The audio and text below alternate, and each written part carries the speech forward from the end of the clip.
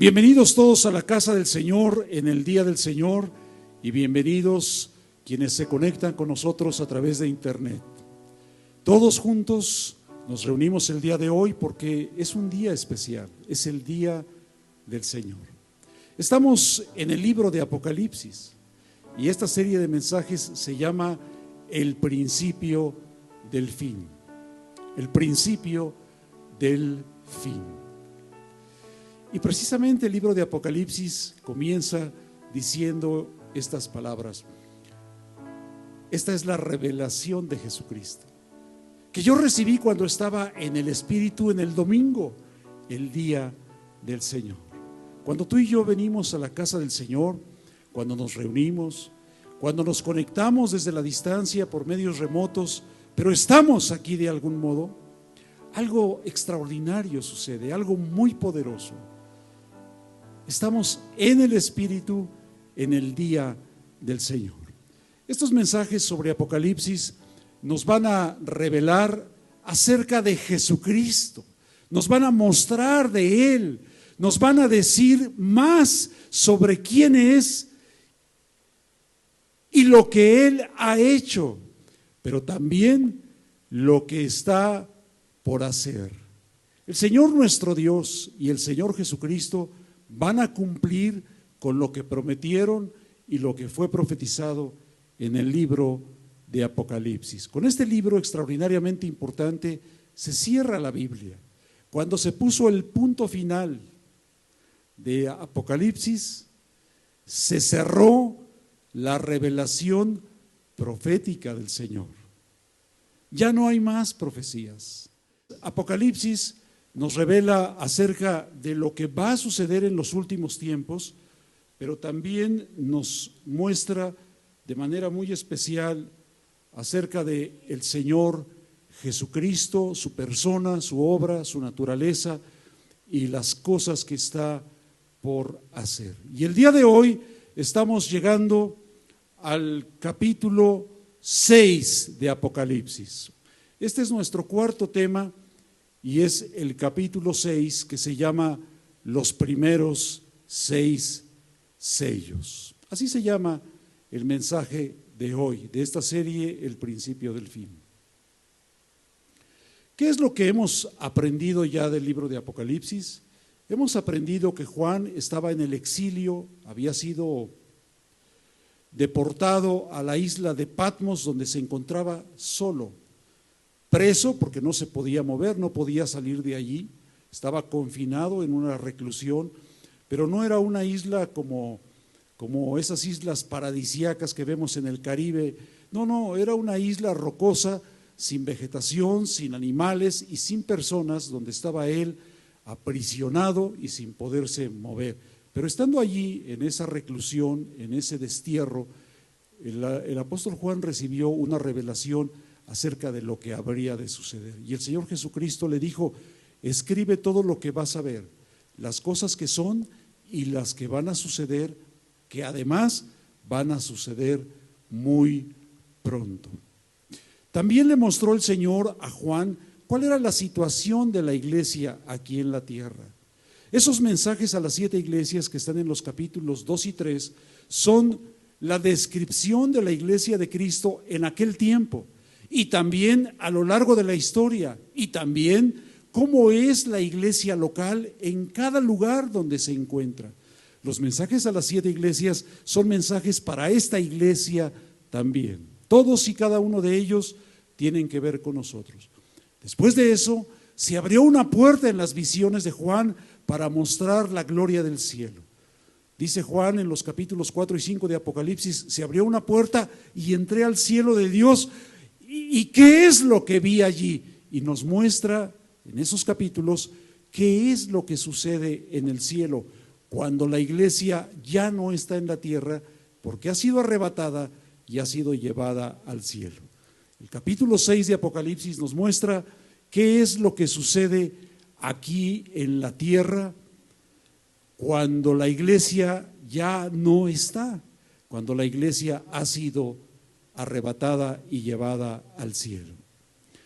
La Biblia dice con toda claridad que un día, que puede ser cualquiera, que puede ser hoy o cualquier otro día, un día todos los creyentes en Jesucristo desaparecerán de la faz de la tierra. Serán llevados a la presencia de Dios en el cielo.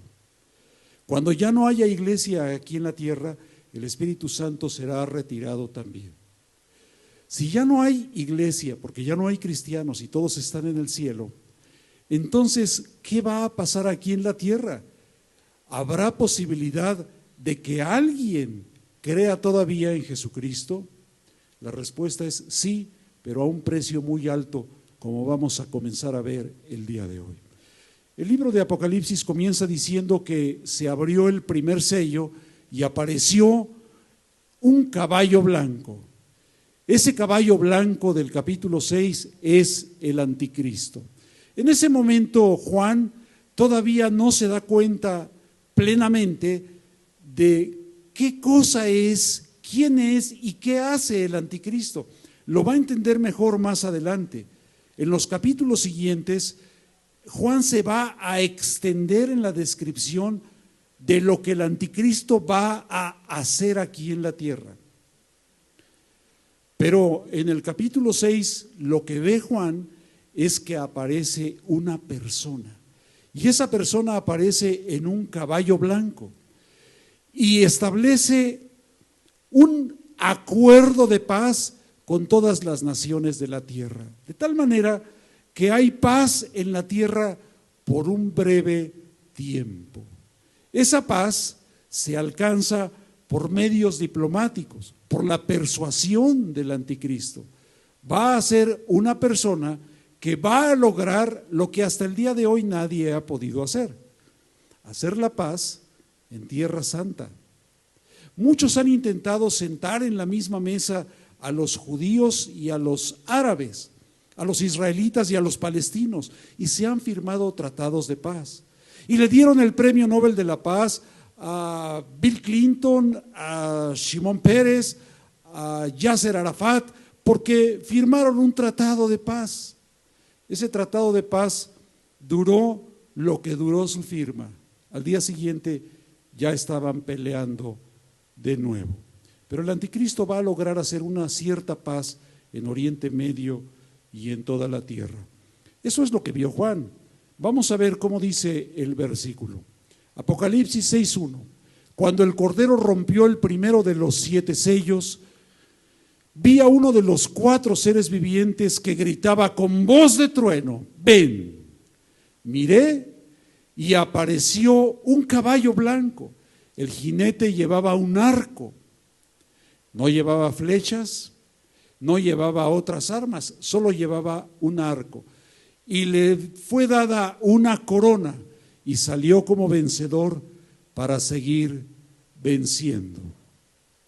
Lo primero que va a suceder cuando la iglesia de Cristo ya no esté aquí en la tierra es que va a venir un trastorno, va a venir un sobresalto.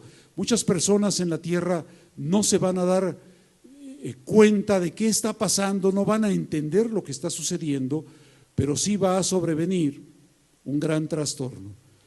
Y el anticristo va a arreglárselas para, aprovechando esa coyuntura, tomar el gobierno mundial y establecer un tratado de paz con todas las naciones.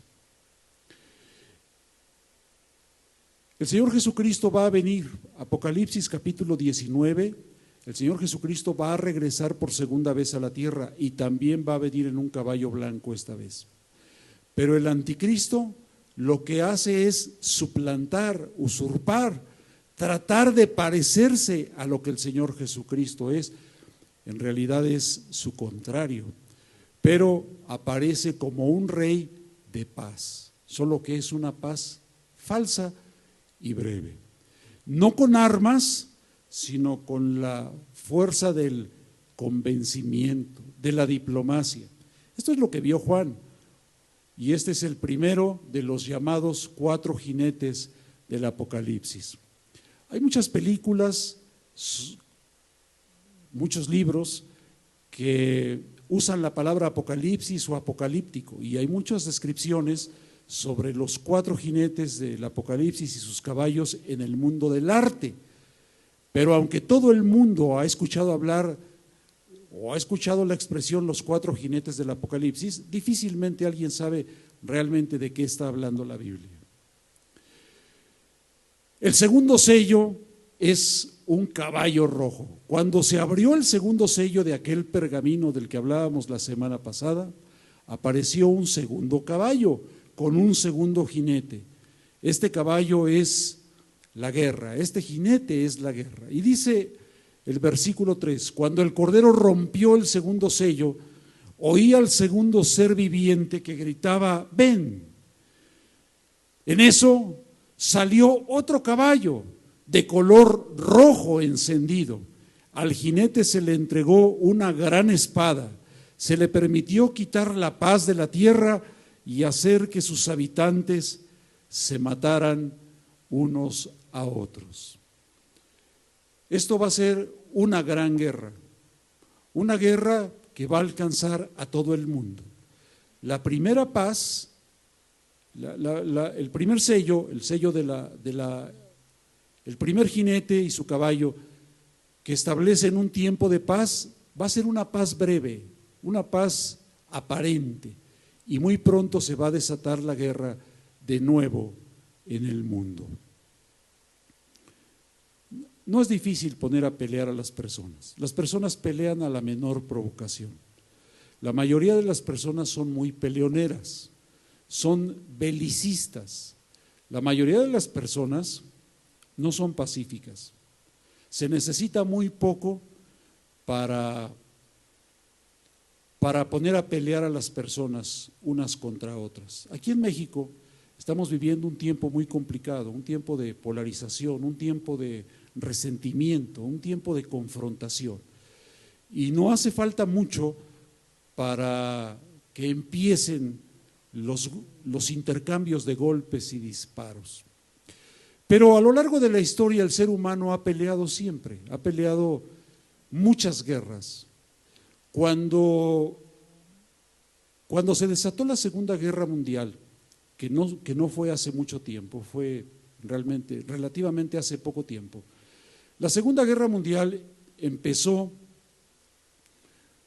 primero con una serie de amenazas de parte de Alemania, pero los alemanes no comenzaron amenazando a todo el planeta, comenzaron amenazando a sus vecinos cercanos, a unos franceses que se habían asentado en ciertos territorios, a unos austriacos que estaban del otro lado, a los polacos que estaban en su frontera norte, y con eso se contentaron, con esas bravatas y esas amenazas. Entonces los líderes del mundo no alemán comenzaron a intercambiar embajadores y ofertas de paz. El primer ministro de Inglaterra viajó a Alemania para hablar con Hitler y se sentaron a conversar y firmaron un tratado de paz. También se firmó un tratado de paz entre Alemania y Rusia, pero esos tratados de paz duraron unos cuantos días. Alemania invadió Polonia y comenzó la Segunda Guerra Mundial. Después comenzaron a avanzar sobre otros países y otros territorios. En unos cuantos días llegaron a París. Y en otros cuantos días firmaron un tratado de paz con ellos, que en realidad convalidaba la ocupación. Lo hicieron así, pensando que podían detener la guerra. Pero tú y yo sabemos, porque lo dice la Biblia, que el abismo nunca está satisfecho. Los alemanes en realidad querían destruirlo todo y conquistarlo todo. ¿Sí sabes que se encontraron entre sus archivos, cuando por fin entraron los aliados a Berlín, encontraron en sus archivos mapas de nuestro país? Tenían el mapa más detallado que se había hecho jamás del castillo de Chapultepec. Ellos, que no estaban bromeando, que estaban hablando y actuando en serio, ya tenían planes claros para nosotros. Nos íbamos a convertir en su mano de obra esclava, íbamos a trabajar en sus minas, íbamos a ser sus vasallos. Pero durante la Segunda Guerra Mundial murieron 20 millones de personas, y eso nos da una idea de lo que es capaz el ser humano con una espada en la mano.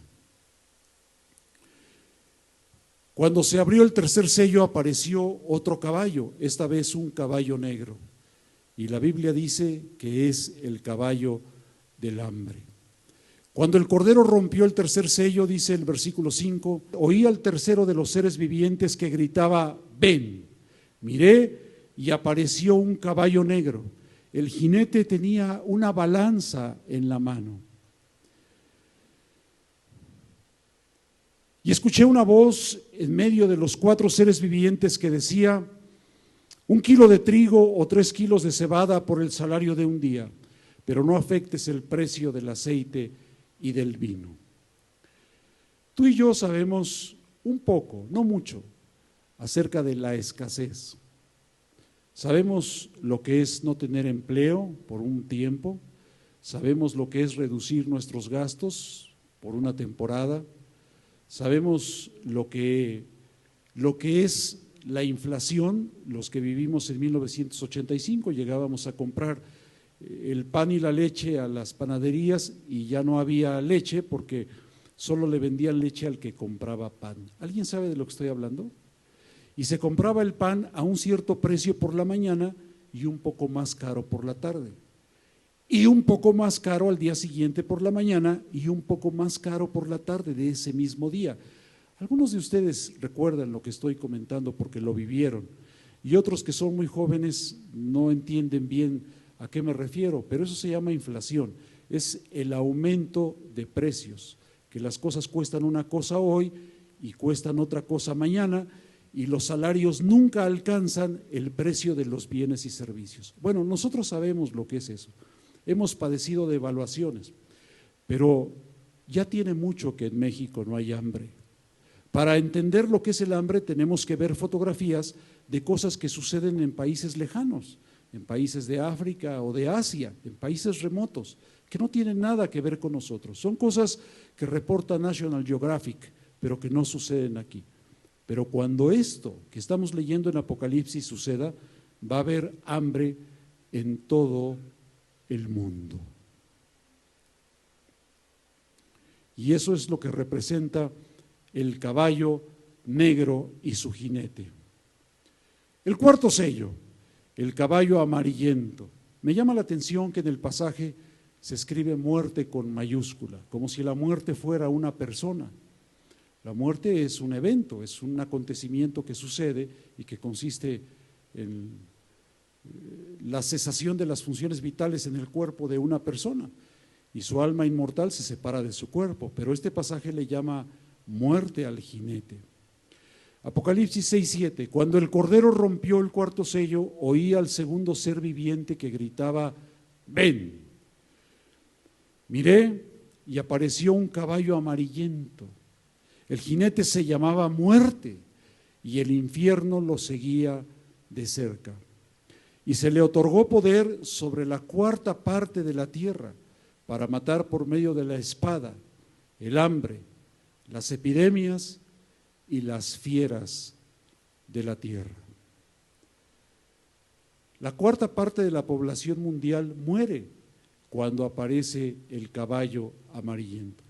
La cuarta parte de la población mundial es mucha gente, son 1.500 millones de personas.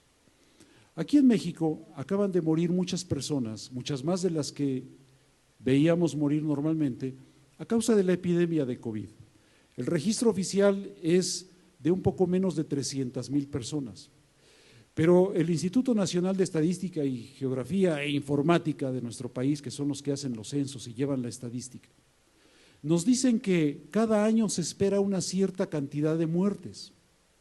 Esa es la cifra de muertes esperadas.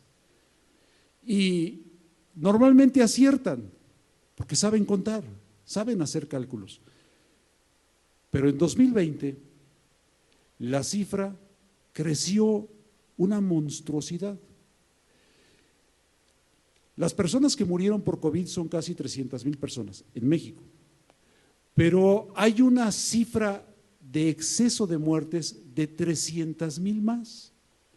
Eso significa que en 2020 murieron 600,000 personas más. 300,000 por COVID y las otras 300,000 en exceso, ¿de qué murieron? Eso nos lleva a pensar que lo que hay es un subregistro, es decir, no todas las muertes por COVID están contabilizadas como muertes por COVID. Como quiera, murieron 600,000 personas de más solo en 2020.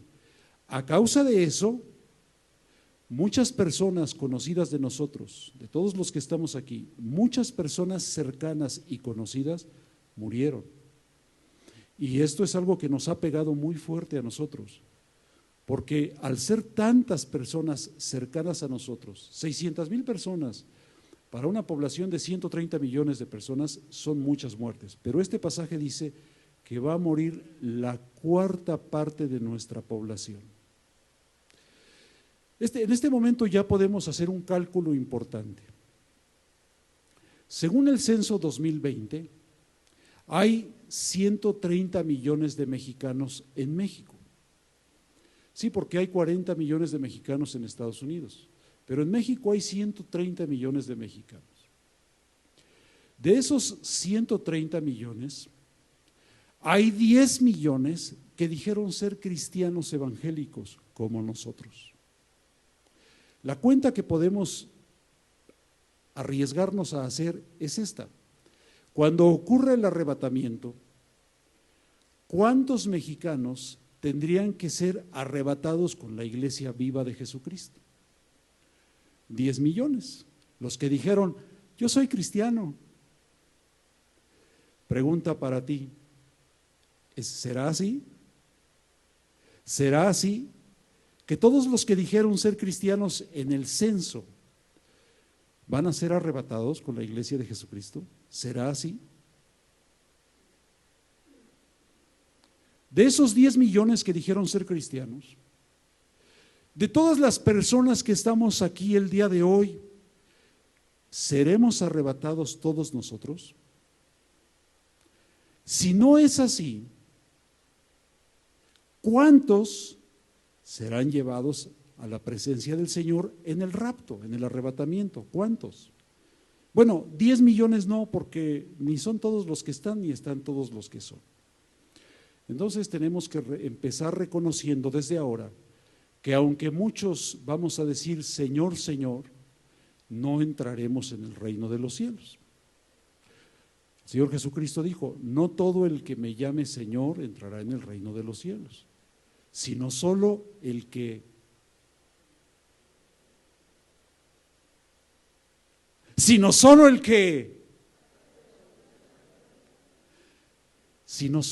hace la voluntad de mi Padre que está en los cielos. Eso dijo Jesús. No todo el que traiga un pescadito en la cajuela entrará en el reino de los cielos. Si acaso entrará su coche, el que trae el pescadito, pero él difícilmente. No todo el que me diga Señor, Señor entrará en el reino de los cielos, sino solo el que hace la voluntad de mi Padre que está en los cielos. Bueno, vamos a tener que hacer lo que hace la Comisión Federal de Electricidad y lo que hace ODAPAS. Como no pueden, como sus medidores no sirven, lo que hacen se llama estimación. Entonces siempre acabamos pagando lo que a ellos se les ocurre y no lo que realmente consumimos. Vamos a hacer una estimación, porque no tenemos un medidor para estas cosas. De los 300 miembros de nuestra iglesia, ¿cuántos se van a ir en el rapto? ¿Qué te parece la mitad? Muy bien. Entonces, de los 10 millones de cristianos, según el censo, se van a ir en el arrebatamiento la mitad, 5 millones. Y los otros 5 millones que creían, no van a ir a ningún lado, aquí se van a quedar. Y esto que estamos viendo hoy va a ser su manual de supervivencia. Entonces, de los 130 millones van a quedar 125 millones de mexicanos, porque de los 10 que dijeron que eran cristianos, 5 sí eran y se van, y los otros 5 que dijeron que eran, no eran y se quedan. Entonces quedan 125 millones de mexicanos, y de esos 125 millones de mexicanos, muere la cuarta parte, hermanos. ¿Se dan cuenta? Si 600,000 personas de muertes en exceso por COVID nos parecen una cifra aterradora y nos pega de cerca, ¿qué sucederá cuando ocurra lo que estamos leyendo aquí? Y de esos 125 millones de mexicanos, mueran 30. Estamos en guerra, todos contra todos. Luego viene el hambre, luego viene esta mortandad. ¿No es tremendo, hermanos? Sí, sí lo es. ¿De verdad alguien quiere quedarse aquí a la gran tribulación? ¿No sería mejor hacer nuestras maletas espirituales y decir, Señor, que mi familia y yo no tengamos que pasar por nada de estos sellos, sino que seamos llevados con tu iglesia viva y verdadera a tu presencia en el arrebatamiento? Así que tú y yo ya no vamos a estar aquí. Queremos creer eso. Pero por si alguien se queda, recuerde que esa paz que promete el anticristo es falsa. Porque más adelante va a decir Apocalipsis que todos los seres humanos se tienen que poner una marca en la mano derecha o en la frente. El que se ponga esa marca ya no tiene posibilidad de salvación y jamás podrá aspirar a la presencia de Dios. De eso estamos hablando hoy y los días que siguen. Por eso digo que esto será su manual de supervivencia. El quinto sello se llama la imprecación de los mártires. ¿Qué es imprecación? Imprecación es una palabra no tanto elegante, más bien es una palabra antigua, es una palabra que no usamos nosotros porque es una palabra antigua, pero imprecación significa presentar una reclamación para que alguien más sea castigado. Eso es imprecación. De hecho, si tú abres un libro de estudio sobre los salmos, vas a ver que ahí hay diferentes clases de salmos. Los salmos son estudiados y los que los estudian dicen, hay salmos de esto, salmos de aquello y salmos de más allá, y hay unos salmos que se llaman imprecatorios. Los salmos imprecatorios son los salmos que dicen cosas como esta: Señor, rómpele la quijada a los malvados. Eso está en el libro de los salmos. Bueno, cuando se abre el quinto sello se escucha una imprecación, que es una reclamación para que alguien más sea castigado. ¿Y quién formula esta reclamación? ¿Quién hace esta imprecación? Los mártires. ¿Cómo dice el pasaje? Versículo 9: cuando el Cordero rompió el quinto sello, vi debajo del altar las almas de los que habían sufrido el martirio por causa de la palabra de Dios y por mantenerse fieles en su testimonio. ¿Cuáles mártires? Los mártires de toda la historia, los que han sufrido el martirio desde que existe el cristianismo y hasta el día de hoy.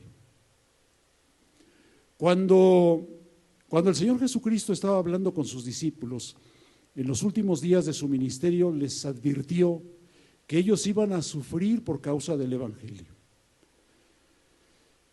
Y que muchos que creyeran en Él tendrían que enfrentar persecución. Nosotros no tenemos mucha idea de lo que es eso, porque nosotros podemos ir y venir a la iglesia. Y cuando faltamos no es porque alguien nos haya impedido venir, es porque teníamos otras cosas importantes que hacer, pero no es porque enfrentemos oposición. Oposición hay en otros países, en todos los países árabes hay oposición, hay persecución porque está prohibido profesar el cristianismo. En Corea del Norte no hay iglesias, los cristianos allí son ejecutados, no hay cristianos allí. Y en muchos países a lo largo de la historia ha habido prohibición de creer en Cristo y muchos cristianos han sufrido mucho. Muchos cristianos en el primer siglo sufrieron el martirio en el circo romano. Los mataban las fieras, los mataban los gladiadores, los prendían como antorchas humanas y allí estaban sus cuerpos como encendidos en las calles de Roma. Eso Eso es parte de la historia del cristianismo. Muchos cristianos murieron como mártires durante los tiempos de la Inquisición. Los torturaban y los mataban. Muchos murieron como mártires. Recientemente, muchos cristianos murieron como mártires en China comunista o en los países de Europa del Este también. Hay documentos, hay libros que hablan sobre esto, hay historias que han sido convertidas en películas. Muchos cristianos han sufrido el martirio. Y Juan ve que cuando se abre el quinto sello, los mártires de toda la historia le hablan al Señor para decirle, versículo 10, gritaban a gran voz: ¿hasta cuándo, soberano Señor, santo y veraz, seguirás sin juzgar a los habitantes de la tierra y sin vengar nuestra muerte?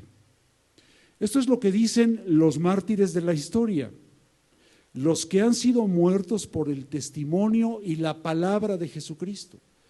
Esta expresión, el testimonio y la palabra, está 2 veces en Apocalipsis, y es importante saber que aparece 2 veces porque hay 2 grupos de mártires en Apocalipsis, y estos son los primeros. Veamos cómo dice el versículo 9, que estos son mártires por causa de la palabra de Dios y por mantenerse fieles en su testimonio.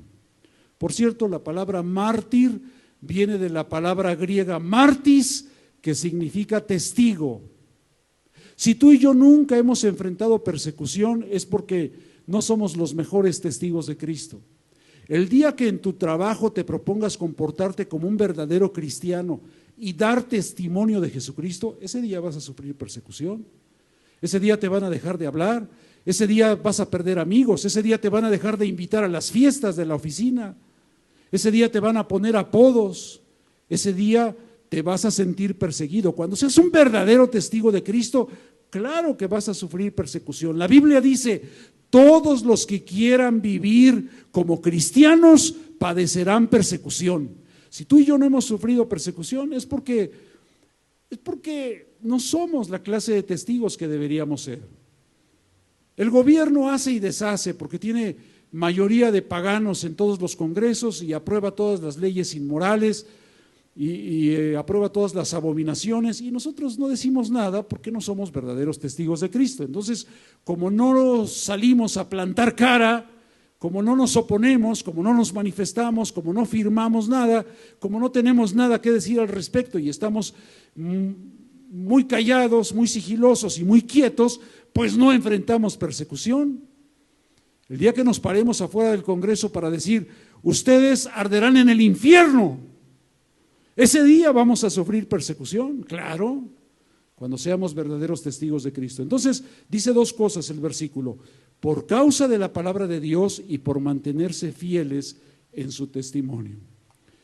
Y gritaban a gran voz: ¿hasta cuándo, soberano Señor, santo y veraz, seguirás sin juzgar a los habitantes de la tierra y sin vengar nuestra muerte? Ahora, estos mártires no son mártires de la gran tribulación, son los mártires de la historia, pero aparecen con el quinto sello. ¿Qué tienen que ver con la gran tribulación? Lo que dice a continuación, versículo 11. Entonces cada uno de ellos, de estos mártires de la historia, recibió ropas blancas y se les dijo que esperaran un poco más hasta que se completara el número de sus consiervos y hermanos que iban a sufrir el martirio como ellos. ¿Qué tienen que ver los mártires de la historia con la gran tribulación? Lo que tienen que ver es que durante la gran tribulación todos los que crean en Jesucristo durante la gran tribulación van a morir como mártires, todos. ¿Se podrá creer en Cristo durante la gran tribulación? Sí, pero a este precio, al precio de morir como mártires. De verdad, hermanos, ¿qué tiene que pasar o qué tiene que escribir el Señor? ¿O cómo debería hablarnos para entender que esto es muy serio? Que nuestro destino depende de lo que estamos leyendo, por ejemplo, el día de hoy. ¿Te gustaría pensar, por ejemplo, que tu esposa y tus hijos sean arrebatados con la iglesia viva de Jesucristo y tú te quedes aquí. ¿Te agrada esa idea, esa perspectiva? O la idea de ir tú en el arrebatamiento y que alguien de tu familia se quede aquí. ¿Verdad que no? Entonces, ¿por qué no estamos de rodillas justo ahora, clamando al Señor que tenga misericordia de nosotros y de los nuestros? Para que ninguno de los nuestros tenga que sufrir esto.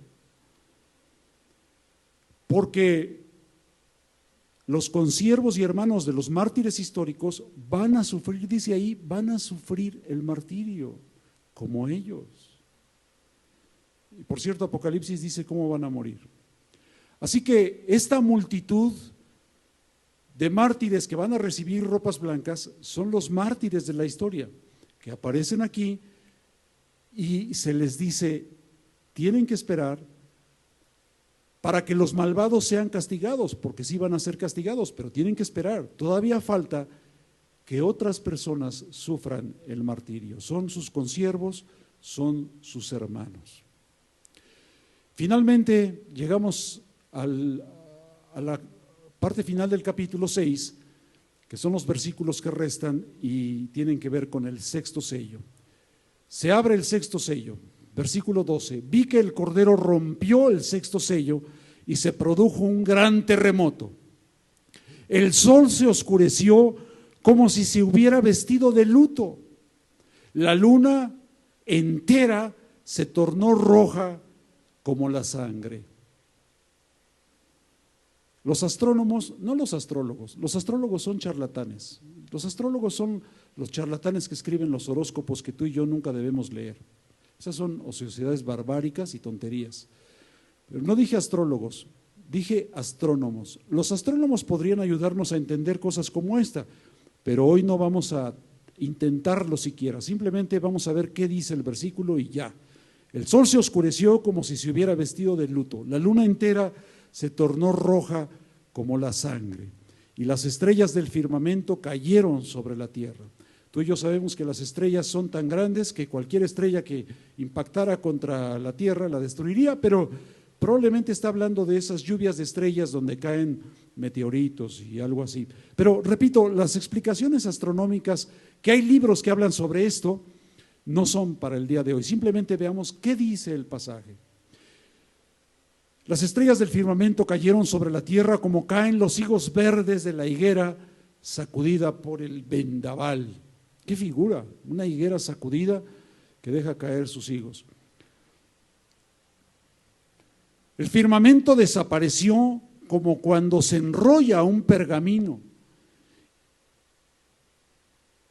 Algo va a suceder con la atmósfera. No entiendo yo cómo explicar esto, no podría hacerlo, aunque me hiciera mi mejor esfuerzo, pero los científicos podrían decirnos mejor cómo podría ocurrir una visión semejante, que el firmamento sea sacudido y desaparezca como cuando se enrolla un pergamino, y el cielo, como lo vemos desde aquí, ya no se va a ver así. Y todas las montañas y las islas fueran removidas de su lugar. ¿A alguien le preocupa el cambio climático y la erosión del planeta? Espérense a ver lo que va a hacer el Señor con el planeta. Claro, tú y yo ya no vamos a estar aquí para verlo, gracias a Dios. Pero para algunos estos versículos podrían convertirse en su manual de supervivencia, digo yo. Los reyes de la tierra, los magnates, los jefes militares, los ricos, los poderosos y todos los demás, esclavos y libres, se escondieron en las cuevas y entre las peñas de las montañas. Todos gritaban a las montañas y a las peñas: caigan sobre nosotros y escóndanos. ¿De qué? De la mirada del que está sentado en el trono y de la ira del Cordero. En este momento ya no son los seres humanos matándose unos a otros y destruyendo su planeta. En este momento ya es el día de la ira de Dios manifestándose sobre la especie humana. Apocalipsis 6:17, porque ha llegado el gran día del castigo. ¿Quién podrá mantenerse en pie?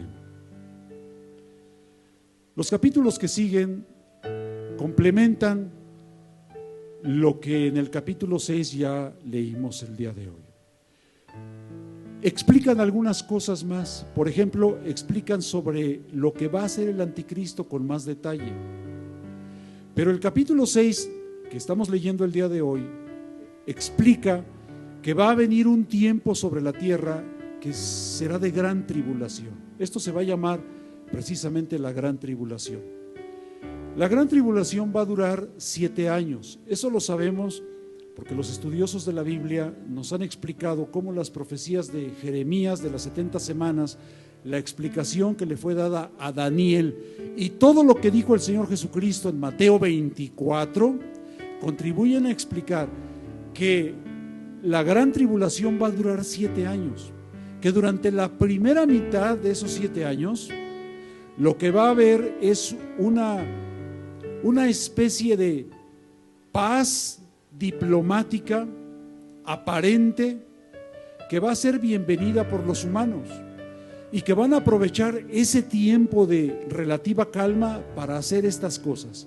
Primero, ensalzar y adorar al anticristo. Imagínate que los seres humanos van a decir estas palabras: ¿quién como la bestia? Imagínate, eso dice Apocalipsis. Van a adorar al anticristo. Otra cosa que van a hacer es tratar de destruir a todos los judíos. Otra cosa que van a hacer es matar a los que se atrevan a creer en Cristo. Pero durante la segunda mitad de esos 7 años va a venir la destrucción, que es lo que estábamos leyendo en el 6º sello. Esto se va a desarrollar con más detalles en los capítulos que siguen de Apocalipsis.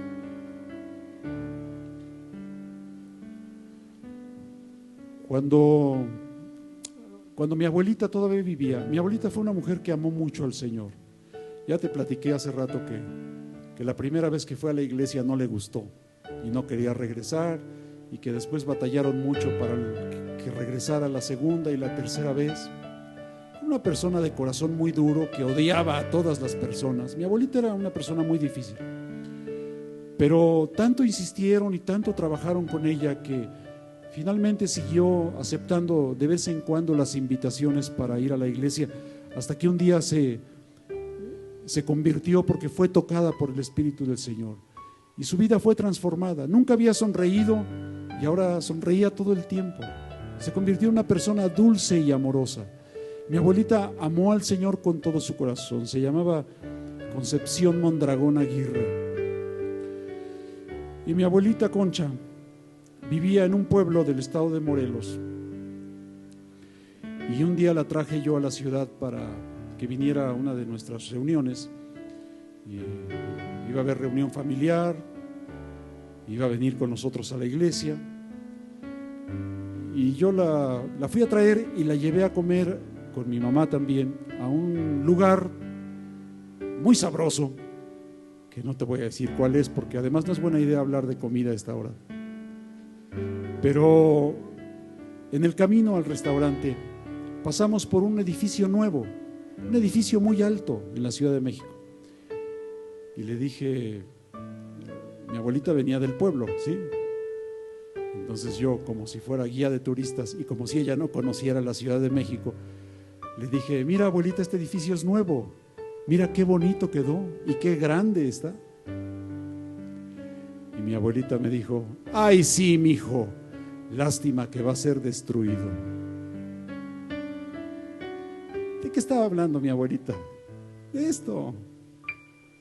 No cualquiera tiene una abuelita apocalíptica, ¿o sí? Yo tenía una.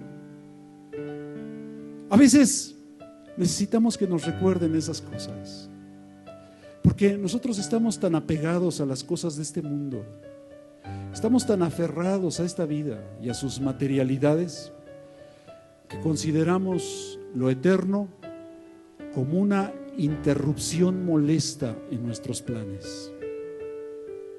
Sí, está bien que venga el Señor y que se lleve a su iglesia y a los creyentes. Y está bien que un día voy a morir y que voy a llegar al cielo. Eso está muy bien, pero Señor, ¿no podrías aplazar todo eso para cuando me resulte a mí más conveniente? Mira, en este momento tengo muchos planes para mi vida. Tengo planes de trabajar, de invertir, de producir.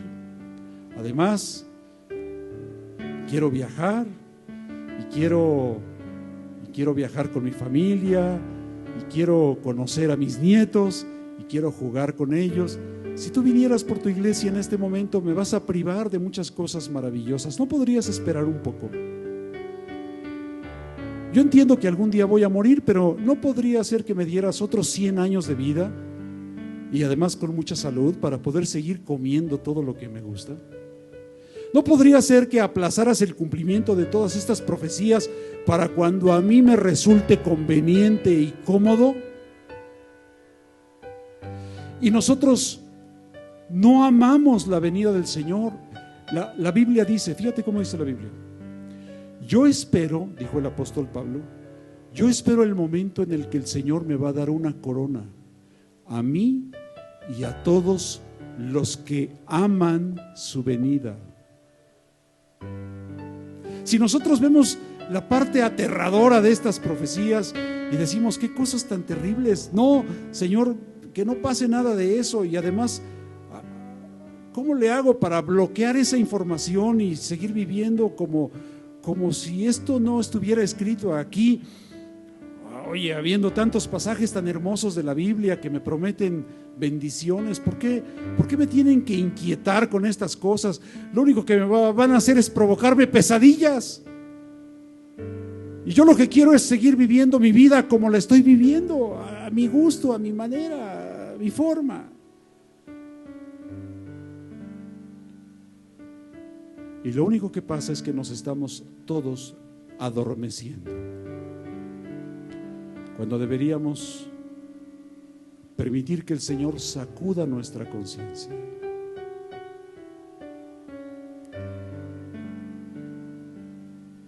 El mundo se encamina a su destrucción, ciertamente es así, pero la iglesia verdadera de Jesucristo no va a estar aquí para verlo. Capítulo 20, abran su Biblia por favor en Apocalipsis 20. Esto es lo último. Es que hay tantas cosas que relacionar, tantos pasajes que están vinculados y que nos resultarían de utilidad, pero yo estoy convencido de que esto podría ser el manual de supervivencia para alguien. Entonces, más vale que sepas esto que vamos a leer a continuación. Capítulo 20, versículo 4. Entonces vi tronos donde se sentaron los que recibieron autoridad para juzgar. Vi también las almas de los que habían sido decapitados por causa del testimonio de Jesús y por la palabra de Dios. ¿Sí escuchaste? Los que habían sido decapitados por causa del testimonio de Jesús y por la palabra de Dios. ¿Cómo? ¿Son los mártires del capítulo 6 del quinto sello? No. Aquellos mártires ya dije que fueron quemados por la Inquisición. Estos son decapitados todos. Pero también son mártires por la palabra y el testimonio. Y dice, no habían adorado a la bestia, o sea, al anticristo, ni a su imagen, ni se habían dejado poner su marca en la frente, ni en la mano. ¿Qué va a suceder? Durante la gran tribulación, cuando el anticristo gobierne toda la tierra, el Señor Jesucristo va a dejar aquí para proclamar el evangelio 144,000 judíos convertidos al cristianismo. Ninguno de nosotros es judío convertido al cristianismo, así que ninguno de nosotros son los 144,000 sellados. Eso, por cierto, está en el capítulo que sigue, el 7. Durante la gran tribulación, esos 144,000 judíos cristianos se van a quedar aquí en la tierra para predicar el evangelio de Jesucristo. Algunos que creían, y que no se van a ir con el arrebatamiento y se van a quedar aquí, tendrán todavía la oportunidad de recibir la salvación en Jesucristo, pero van a morir así. Eso dice aquí, eso dice Apocalipsis 24. Entonces, hermanos, lo que deberíamos hacer tú y yo es, por un lado, tener plena conciencia de esto que está anunciado con todas sus letras y con tanta claridad en la Escritura, tener bien entendido lo que dice aquí. Lo segundo es estar preparados para cuando el Señor venga por su iglesia. No tenemos por qué quedarnos, deberíamos todos irnos. Y lo tercero es advertirle a las personas que si siguen como van camino a la destrucción y a la muerte eterna. Que durante la gran tribulación, si siguen como van, no los van a perseguir porque ni son cristianos ni son judíos. Pero si se convierten, entonces van a morir como mártires. El mensaje del Evangelio no está completo sin el libro de Apocalipsis. El libro de Apocalipsis es la revelación de Jesucristo. Si nosotros solo predicamos un evangelio de prosperidad y le decimos a las personas, cree en Jesucristo, Él te va a bendecir, Él te va a dar paz, Él te va a hacer feliz, vivirás por siempre. Si solo predicamos ese evangelio y les decimos a las personas que van a recibir bendición, pero no los confrontamos con todos los desafíos de la verdadera vida cristiana y además no les advertimos estas cosas, entonces estamos predicando un evangelio incompleto, por decirlo menos, un evangelio adulterado, defectuoso, insuficiente, ineficaz, por lo menos incompleto. Y nosotros hemos sido llamados a predicar todo el evangelio.